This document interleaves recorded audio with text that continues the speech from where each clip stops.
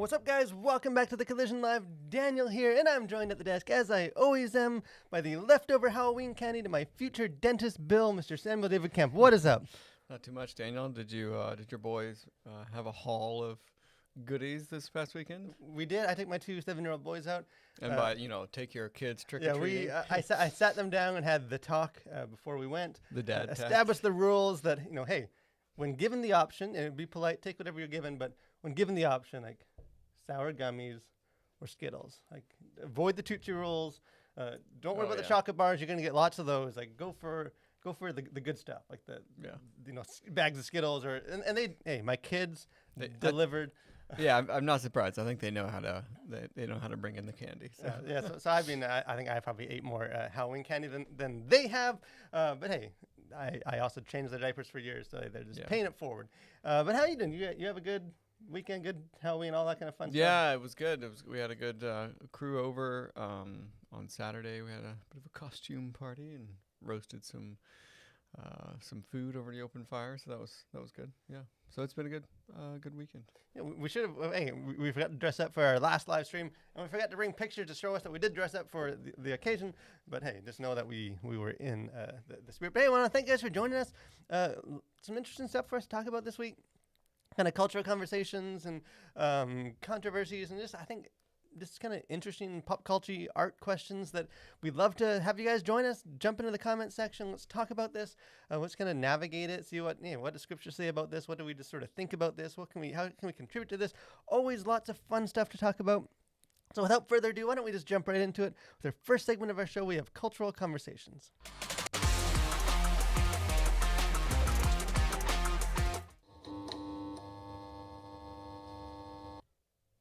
So the first thing I thought we'd just quickly kind of touch on, sort of a late addition to our show because it just dropped this morning, and that is the new Avatar: The Way of Water trailer.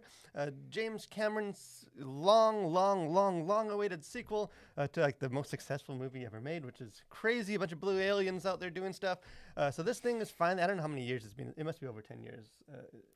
It seems like it. Yeah, I'd have to look back, but it's probably been 10 years. Yeah, I always think it's been like 5 years, but it's like no, it's like 10 or 15 years. Whenever when we have kids, all the time this all blurs together. I think it's been over 10 years, and then they even announced that not only is there one sequel, there's gonna be like 5 sequels. I actually really enjoy. I know it's become like popular to like hate on it. I think just because it's successful, and it's like. No one really likes it, even though it made like $3 billion or whatever. I guess it's some ridiculous amount. But real quick, I don't want us to spend a whole lot of time on this. Again, if you guys are watching, let us know what you guys think of the trailer. What were your thoughts on this trailer? Looks awesome. What I need to do is go back and watch the original movie because I sort of forget most of it. I mean, like I know there's blue people and some fighting, but beyond that, I'm a bit hazy on the details. So I need to go back and rewatch it. And I think I maybe mentioned it last week, but sometimes it's good to go back and see some of these movies. Like I just rewatched Interstellar, which is just, it was great when I watched it the first time, and it just like it held up pretty well like the second watch. And so I need to just go back and watch the original Avatar. I think the first thing we saw when we got Disney Plus, me and my wife watched Avatar, the first one, I think probably the first time since we saw it in theaters all those years ago. And the movie holds up. It's a good sci-fi movie. It's it's original. It's beautiful to look at even on the smaller screen. So definitely worth checking out. And looking forward to that movie. And obviously we will have a review here at the Collision, so stay tuned. I think it'll just also be nice to have some like sort of fantastical shows that aren't like the MCU or DC.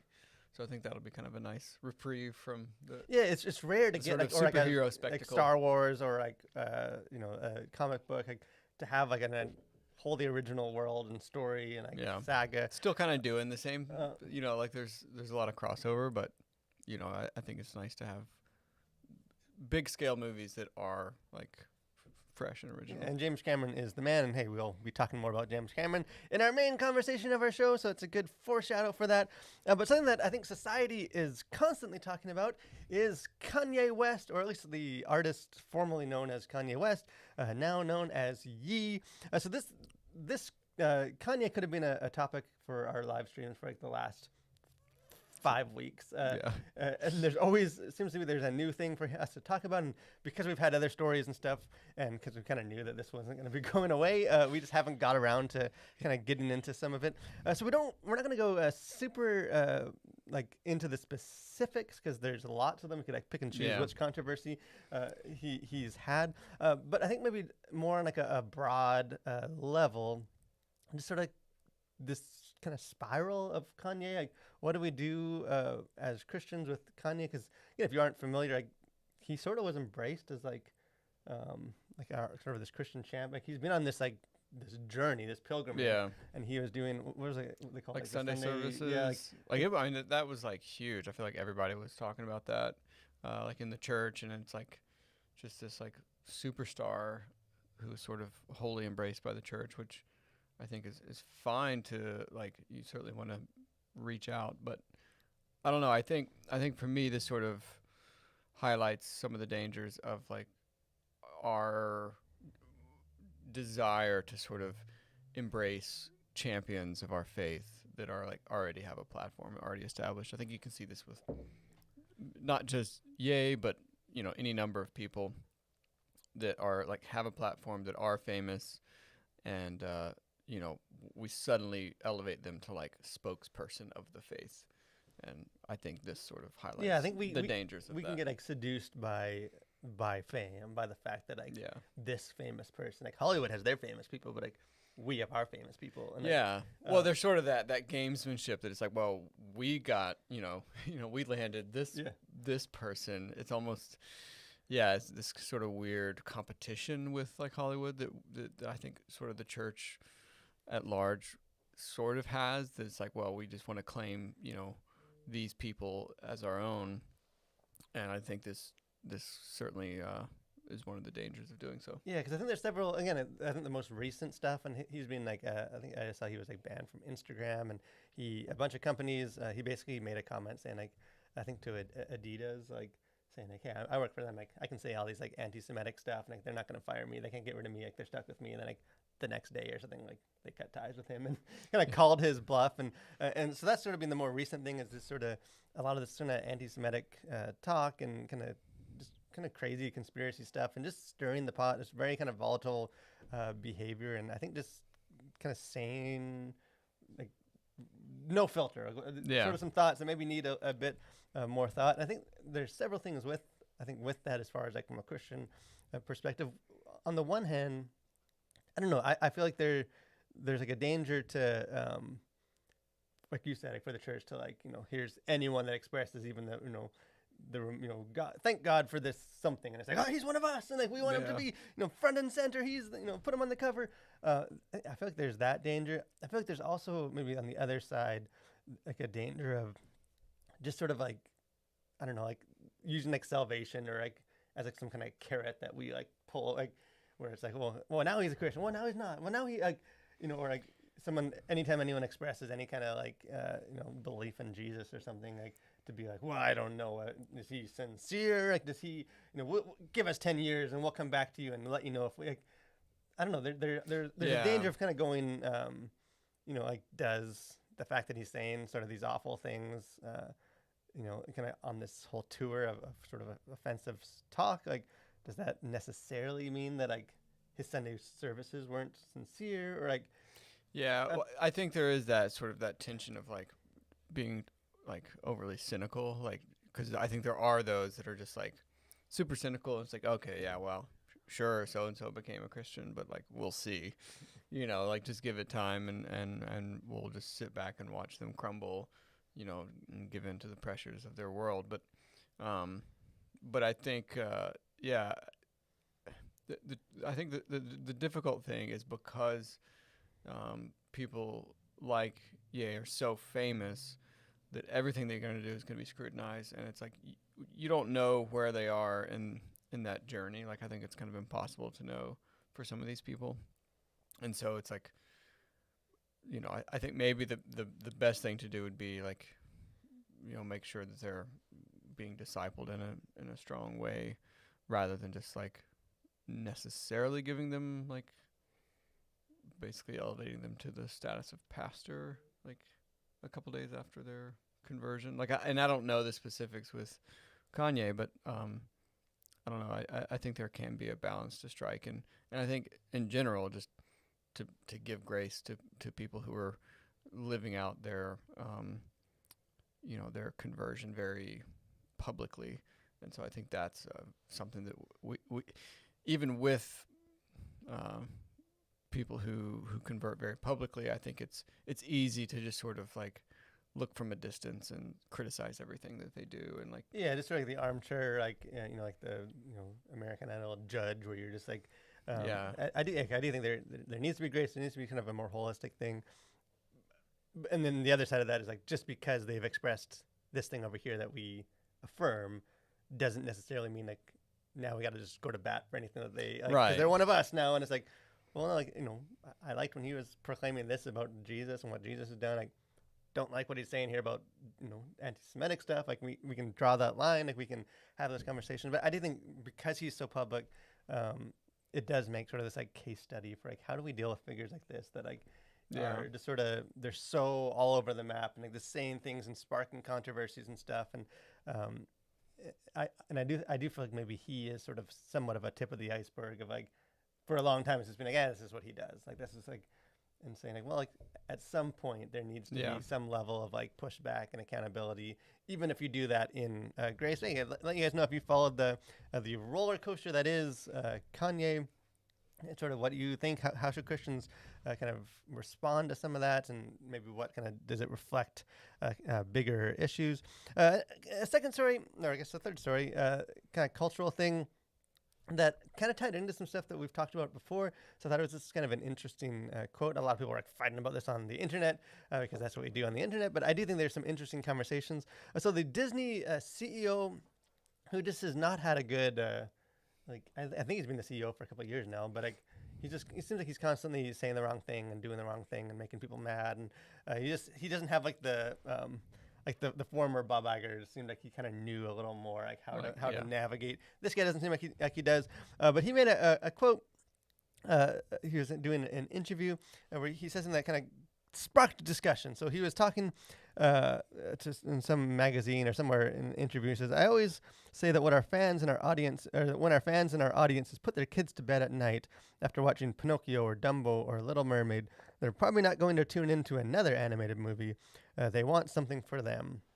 And kind of like the core of that, at least how the quote can be interpreted, like how it came across, is like animated movies, like those are for kids. Yeah.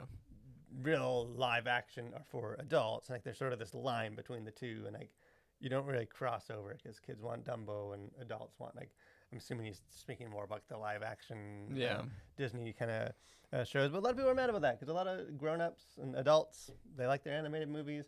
I think kids like live action movies too. Yeah, kids like live action movies, and so this has sort of been this whole, especially coming from like a Disney CEO, like obviously that sparks it. But I thought this story was interesting. One, just because I think it is an interesting conversation as far as like, why is animated films like, why have they come to represent like kid? Like obviously a lot of them were like, the original ones were maybe aimed towards kids, but like I think we've even talked about that before. Like, is there anything like inherent in like the animated genre that makes it for kids and not adults? Like even I think even if we trace it back, originally a lot of like the animations and illustrations were like for adults, like, and then it became changed or whatever. But also because we talked about, I think was it last week, just sort of the like blurring of this line. Of, like with talking about like the She-Hulk and like sex positive show for children. Kind of when it gets messy when you don't have this simplistic like kids, adults. Like, so what do you think? What are your takeaways I think like the problem is, I think ever since Pixar, I don't know if there's been any like animated movie that is like strictly for kids. And so I think they've really kind of set a new bar for animation. Even like the animation for children, there is always, or most always, stuff in there that is at least entertaining for adults, because they know they can't just have some completely mindless like pull your hair out if you have to sit through 5 more minutes. Allow me to introduce you to Minions: Rise of Gru. True. Okay, that there are exceptions to that rule. However, I think there is just that greater blurring of sort of boundaries between like what's for kids and what's for adults. And I think there is there I don't know if there is anything inherently like child only when it comes to animation, because I think maybe it's just more of a cultural thing. Like traditionally it's maybe like Saturday morning cartoons have always been for kids, but I don't know, there's always been, I feel like, adult cartoons. Like, I mean, even if you look back at like say anime, like I feel like a lot of the origins of that have been probably more adult centric. Because it's too bad in some sense. Because like I feel like animated, you can do things you can't do in live action. Yeah. Like I think because we've treated it as like for kids, we've almost missed some opportunities to like tell stories that use kind of animated to like, expand. And I think you're right, because I think it is like a cultural. Because even like in Tolkien, his like On Fairy Stories famous essay, he kind of talks about that. Saying like fairy stories, like originally, like you go back and read those stories, like they're grim, like they're violent. Well, like yeah, the brothers. I think like Cinderella is like cutting off like their feet to try and fit into the slipper, and like these like horrible stories of like Red Riding, like, all these things are like violent. And, like, yeah, they're very graphic. Adult, but then like because those sort of got Disneyfied, kind of turned into these like kids fairy nursery rhyme kind of stuff, which even like the nursery rhymes are usually pretty like horrific if you know what you're actually singing about. Yeah, that like we've just sort of come to accept that like this is the proper place for these stories is like for children in the nursery. Well, I think that's sort of been like Disney's MO, like from the start, is like they take these horrific fables and like sort of cleanse them of all the things that are like just grim and terrifying about them, and then make them into an animation. It's like what Sunday school does with like Noah's Ark. Yeah, or it's like, oh, look at this fun boat with all the animals. It's like, what are all those things floating in the water, Mommy and Daddy? Yeah. No, just look at the giraffe. no, look, everybody's happy except everyone else on the planet that's not a except Noah's for everyone family. that isn't happy. So I do think like some of the line, like I don't think there's any reason other than just that's just what we've come to expect, like why there needs to be that firm of a line. But I think like it does complicate things. Yeah. Because even like a lot of like, I think it used like a lot of started with Pixar, like they're dealing with these like even this things like sexuality or like mortality or like Toy Story, whatever the latest one was, where it's like some like existential crisis and he's like old or past his prime, and it's like I think there's interesting stuff in that, but I don't think a kid that's like 5 is gonna necessarily relate to this toy that's trying to like, what do you do when you're past your prime of your life, and like like the themes like, now. I don't know, what's prime of life, Dad? Like it's almost like we've sort of pulled it all together. Where like that's sort of like the She-Hulk side, where it's like we want to make adult stuff, but we don't want to leave the kids behind. And then like the kids stuff is like, well, we want to kind of entertain kids, but like we don't want to leave. We don't want to just deal with kid stuff. Like we want to deal with some adult stuff, and like I think it's made it a lot harder to navigate and like know how to process or what to take your kids to, where it's not just like, hey, this is a cartoon, should be fine for kids. Like I think the not to just belabor this point, but I think some of the shows that I think have sort of thread that needle, like because I have a 3-year-old daughter, Tangled has been on repeat for much of the last year, but like that's a really funny movie, and I think there's obviously like grown up elements in that, but I think it's really fun for kids, but there's enough in there that it's like it's at least entertaining. You know what I mean? Like there's some bits in there that are they just kill me every time. And I think that's the sort of thing that can work if you're like trying to like, okay, the whole family wants to sit down and watch something, then make something that's like clean enough for the kids, but it's like there's lots of sort of maybe over the head of the kids that they're doing that's not this is just going to be funny enough to the parent. And not necessarily just like dirty stuff. No, that's how it gets. It's like here's some innuendo, what they're talking about, like, but just like allusions or like jokes. Or, like, I think there's some like universal, like we saw recently animated that watching like family, like Luck, which is an Apple movie. Like the humor in that is just like this universal, like we were all laughing. It wasn't like just had to be for kids, and like so I think you can cost them, but I do think this sort of question gets to the core of why there's so much angst and stuff about Yeah. how to watch these kids movies and how to what's appropriate and stuff. So I do think it is an important question for Christians. Last kind of cultural story before we get into host corner and our main conversation. Taylor Swift just released her latest album, which is like what is it, like she's had like over 10 of these things. I think so. I didn't realize how many. I was back a Swiftite back with like Fearless and stuff when she was Back in the day. Back in the day when she was still mega popular, but not as Yeah. didn't have as much runway, I guess, of stuff. A whole lot of Back before it went like pure pop. yeah, I was a fan of hers back in the country days before she became Tay-pop, as the kids say. And there's a couple of interesting things about this. One is that it's notable from a cultural like this as Christians like I just saw like her album like right now, or at least it did, like holds the top 10 spots on like the top 100 songs. Like the top 10 are all from this Midnight's album. Yeah, which is like that's got to be like record breaking. And I know like I think her whole like I think Spotify has like stats on like whole album streams, and I think she now has the record for like most amount of whole album streams in the first like 24 hours after release. I guess it's not like, just like single, but it's like the whole thing, like however many hundreds of millions. Because you think of like the bands that like coast an entire career off of like having one hit song. Yeah. And then it's like, oh, here's an album, have 10 at once. Like That's every just single insane. song on here is a hit song. So I do think in the past, I think with one of her last album, maybe not her most recent one before this, but like at the Collision, like we did like a breakdown of like the lyrics, and just haven't had time. And again, I'm a metalhead, so I don't always have it in me to kind of go through the Taylor Swift album. But I do think it's worth being aware of these songs and the lyrics and kind of looking at them and taking a listen to them because it is so influential. And part of me is curious. Again, like I said, I'm a narrow-minded metalhead with very little range for music. Like, so maybe I don't comprehend it. Like, why do you think she? Like, obviously she's a good songwriter. Obviously she writes catchy songs. Like, yeah. Like, I think she's. I don't think she's like not skilled or anything. But like, what do you think about? Like, why is she? There's something about her that makes her this like sensation. Yeah, Like, I mean, I really haven't thought long enough about it to have much of an opinion. I guess. I mean, I think she has really, really catchy hooks. I think is a big part of it.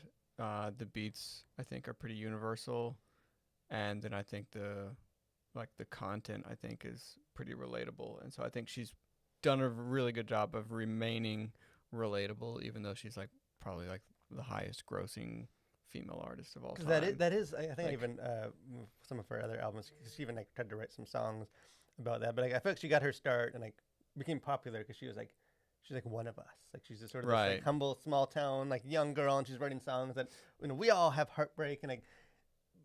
But then like at some point it's like, well, like you're just sort of you're not really like you're like the most famous person in the world. Like you're not that person because you're still kind of writing songs like that person. And I do think she's found a way to still like kind of speak on behalf of people, Yeah. whether you agree with all that she's saying or And not. I feel like she's done a lot with like her core fan base to like keep them invested, because I think she does like she'll do things like give Christmas presents and stuff to like I think she does a lot of like engagement with sort of like her core that I think sort of gives her that longevity. She's not just sort of off in her proverbial ivory tower. Yeah, 'cause although that's probably where Probably- she's that's where she's doing it all but, from. But I feel like she is like a person. Like I know they're all people, but like Yeah. as much like people relate or like are fans of like her almost as much. More like, though. more- Yeah, like, I not think. that they don't like the music, but like, Yeah. it's a whole package thing. But hey, not everyone is always happy.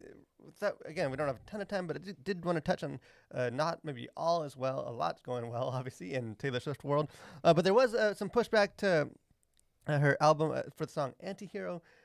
She released a video of this, and it's kind of her own journey and her being her own worst enemy, basically, is the whole theme of this video. But one of the scenes in this has her kind of stepping on a scale, and the scale ticks to fat, is, I guess, what her weight is. And you sort of have her, like, doppelganger, like, glaring at her and, like, judging her for that. And Yeah. kind of telling her story. And again, I think she's expressed in interviews and stuff that she's struggled with like eating disorders and like the sort of again it's part of her story. But a lot of people are mad about that. People saying like, hey, especially people that are like overweight, saying like basically her like biggest fear is to like look like us, and like there's all fat shaming and all that kind of stuff. There was kind of immediate pushback and immediate kind of course change. So she changed the video. You can kind of see if you're watching our live stream and not our audio version, you can kind of see side by side the same two scenes where the one shows the scale, kind of the new and I guess improved version is just sort of her looking down at the scale and same kind of premise, but you don't see the scale and the words fat. And we've talked about this before. I think the whole discussion about the actual like fat shaming and stuff, that's almost a separate thing. But the part that kind of interests me is like this is sort of like a Beyonce situation, or who's the other one that did this just recently?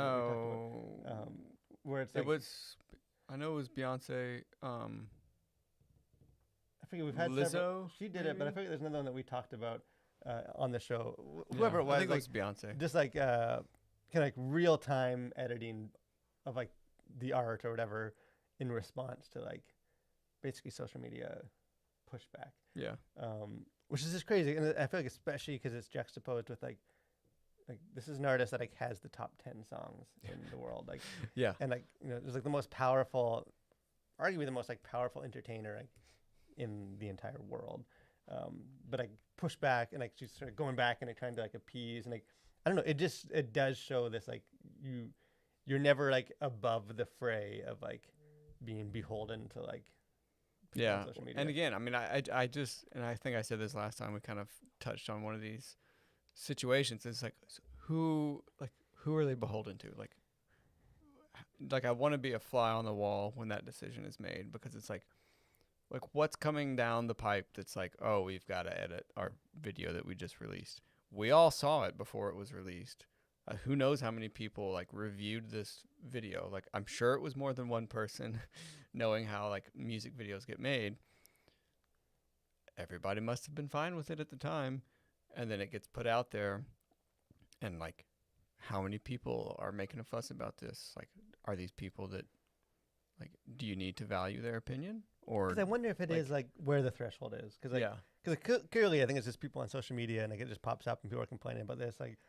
And it's, but and like how many people, right? And it's like it's specific things too, because like you could be offended like about any video, but it's like there's certain things that are like that are like hot button issues of the day that people are especially going to be offended about, and it's like, well, I mean that's what they're offended about today. Like 10 years from now, that may not be the case.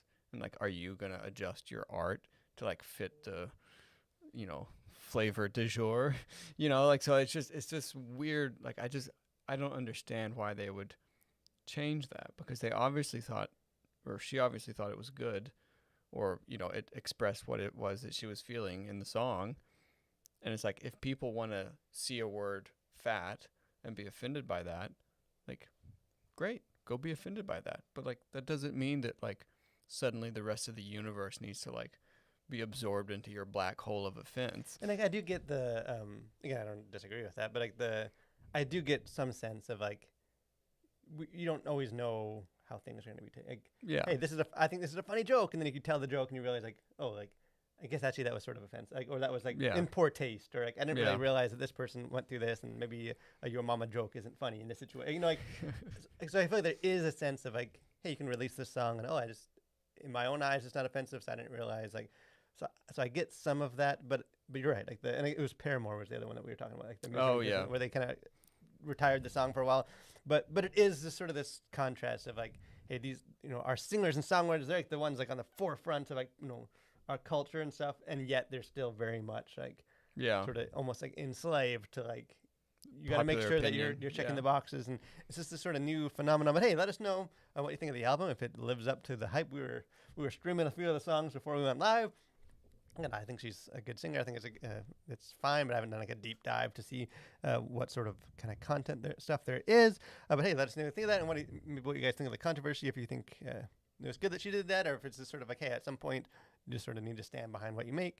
Would love to have that conversation. But another conversation I know we always love to have, titled Dinosaur Warfare Part 2, The Great Ninja War. So this thing will sweep you up into an adventure. Every single song on this thing is telling this unfolding saga of ninjas and dragons and dinosaurs and knights and their combating. And check out here's the track list of this. This is some high quality art. You have like their hit, Mighty Magic Mammoth, which they even have a radio edit for that. But I recommend the full song, which has some mammoth noises at the start to get you in the mood. Triceps, Ceratops, what else? The Tyrannosaurus Steel, Night of the Nuclear Ninja, Jurassic Jet Fighters. If this isn't high art, then I don't know what art is. Oh, look at that. I think we have just run out of time. And it is, like I said, this is part 2. So, like, there's a part There's 1. another whole and even more than that, album. they even had an EP before part 1 to, like, set the Tease, stage, to yeah. tease out. Will you be, when you're done streaming Midnights by Taylor Swift, will This you just is kind of move on definitely over next- to the next the one Dinosaur on the Warfare list, Part 2, the Great Ninja War? right below everything else that I'll listen to. Again, this is totally the perfect formula for a good song and a good album is just like take some ridiculous fantasy concept, throw some metal on there, make it talented, but like not too talented, and like I will eat that stuff up. Yeah, I think this for you is sort of like what that isn't Amazon putting out a documentary about Mars, like the Mars rover. Oh yeah. Yeah, like that's probably the same. Yeah, he who is without bad taste, desires or enjoyments, cast the first stone. But hey, stay tuned every week here for more nice music recommendations. But moving on to our next. It's hard to top Dinosaur Warfare Part 2. That's but, true. Maybe a close. We never will. But a close second for importance in conversations. Kind of the main conversation for this week. Again, this is more of a specific conversation. It's not necessarily one that where I feel like I'm coming in with like, here's a point to make. Like it's this thing that sparked caught my attention, sort of thinking about it. Don't necessarily know exactly how all I feel about that. So again, would welcome any other opinions. And it ties in. It's almost like old James Cameron. He knew we were going to be talking about him, so he released his Avatar trailer the morning of our live stream to kind of tee us up for the conversation. So James Cameron, the director of Avatar and Titanic and Aliens 2 and a bunch of other movies, he's sort of one of these cranky older directors that kind of every month seems to like just complain about what the kids like and like. Yeah, the problem with superhero movies. Yeah, the problem is just like, it's cinema like is made for the theater. He checks all those boxes. He just sort of shows up now and then to complain about it, and then goes back to his like den to like work on Avatar or study the ocean or whatever he's doing. And he's kind of like on the press tour for Avatar, so like kind of to like elevate his movie, he's kind of pushing down the other movies as you would expect. But here's the quote that he had, which I just thought was interesting. I think even as a Christian, there's some interesting conversation to have from this. So it says, Cameron continued, when I look at these big, spectacular films, I'm looking at you, Marvel and DC, shots fired. It doesn't matter how old the characters are, they all act like they're in college. They have relationships, but they really don't. They never hang up the spurs because of their kids. The things that really ground us and give us power, love, and a purpose, those characters don't experience it. And I think that's not the way to make movies. And if you want to see how you make movies, check out Avatar in theaters December only. The Way of Water. So he obviously has an axe to grind for some of this. But I think it's interesting because like people complained, Scorsese, all these guys have complained about Marvel movies and like DC movies. Like that's not new. But I feel like his like reasoning for it beyond just like, it's just all we have in spandex and that's for kids. Like he's kind of saying like, no, like the reason why those movies don't click for him is like that they don't kind of get to like the more, I guess, like base level things about being human. And even like the Avatar trailer looks like you can like see in light of this quote, like he's trying to tell a story that is doing that. Yeah. But so what are your initial thoughts? Yeah.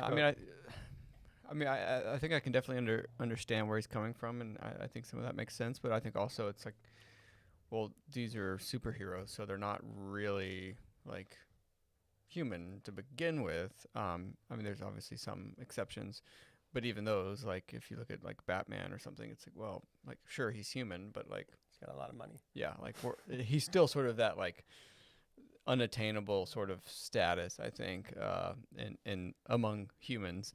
And so I don't know. I think the whole idea with superheroes is that they aren't human, and you can learn things from them, and that, like, you can explore certain things. But I don't think like being a dad, or like, being a family man, or getting married or whatever. Like, I don't think that's one of the lessons that you're gonna pull out of like superhero But do you think movies. it could be though? Like that's the because I Well, guess like my and again like you were saying, like I think, do we necessarily want to watch like Captain America where like partway through like his movie he just like enough of this, and it's just like him like at Christmas time or Yeah. Thanksgiving. Like obviously like there were things like this to make an exciting movie, like Yeah. but sort of the idea that like I know people, and I don't know if it's a perfect analogy or not, but like people have sort of argued that like superheroes are like the mythology of today. Like, they're sort of our like Homer's Odyssey. Like Yeah. that is sort of they kind of capture the spirit of the age, and they're sort of these epic kind of archetypal stories that like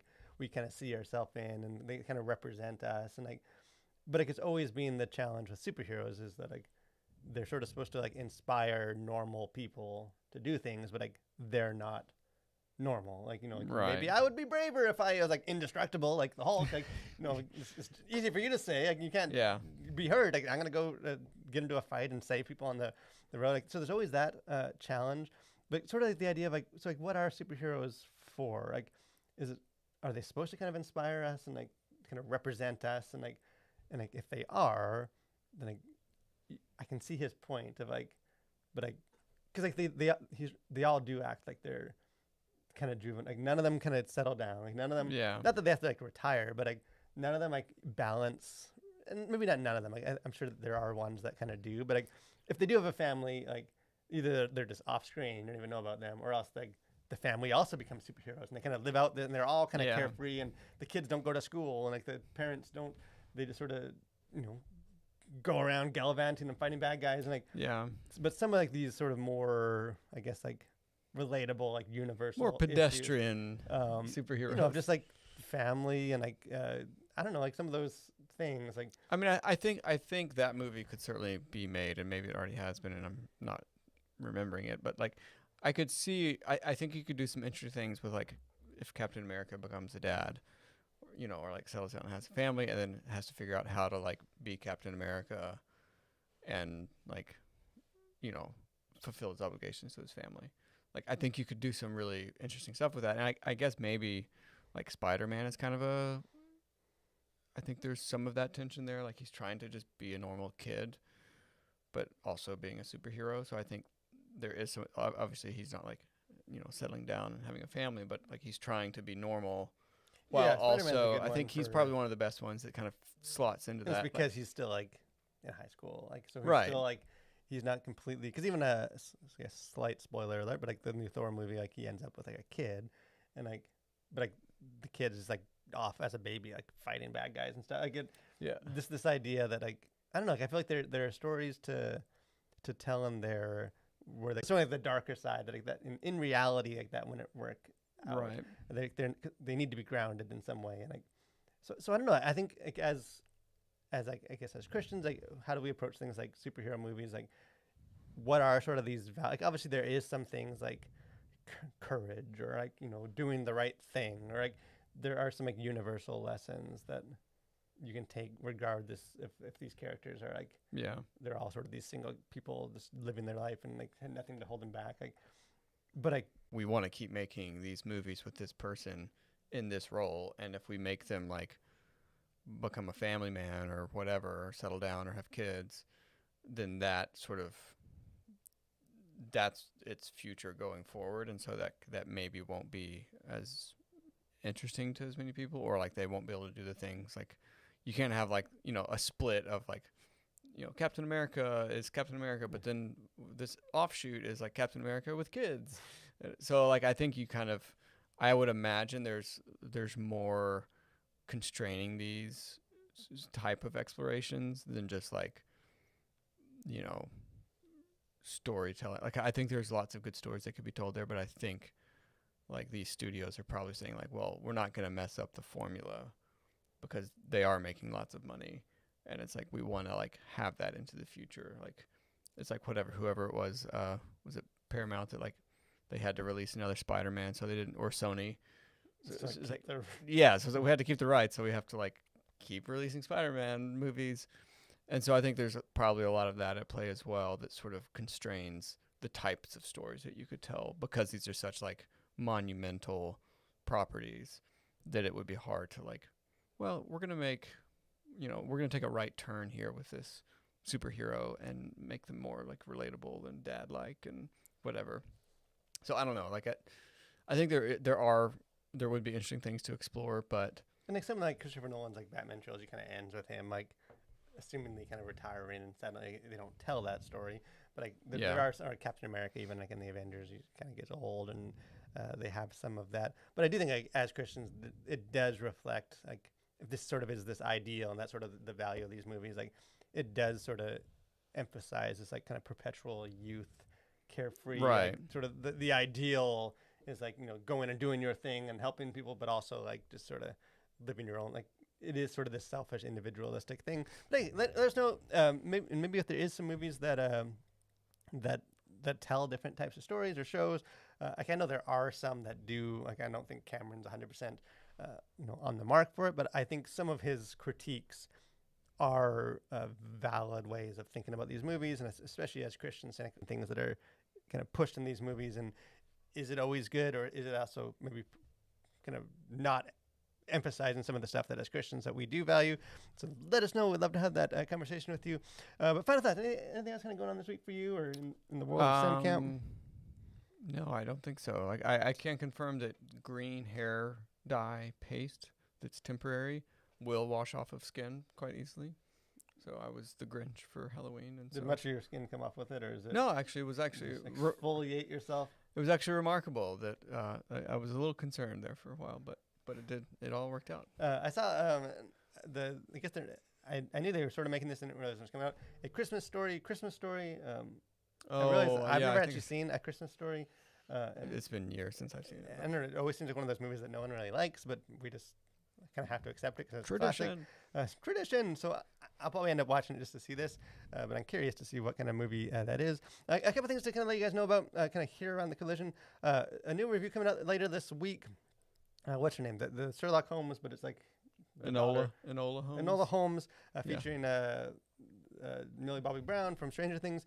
It's coming out this Friday, so I'll be watching that and having a review, so stay tuned for that. Also, we just dropped an article on our website, kind of looking at the whole tomato soup on Van Gogh thing and kind of maybe what that represents on a broader level for Christians. So I encourage you guys to check that article out. Always lots going on. If you guys ever come across stuff that you want us to talk about, send those in. We're always happy to have topics. It saves us some work, and we love kind of talking about things that are coming up. But thanks for watching, guys. Stay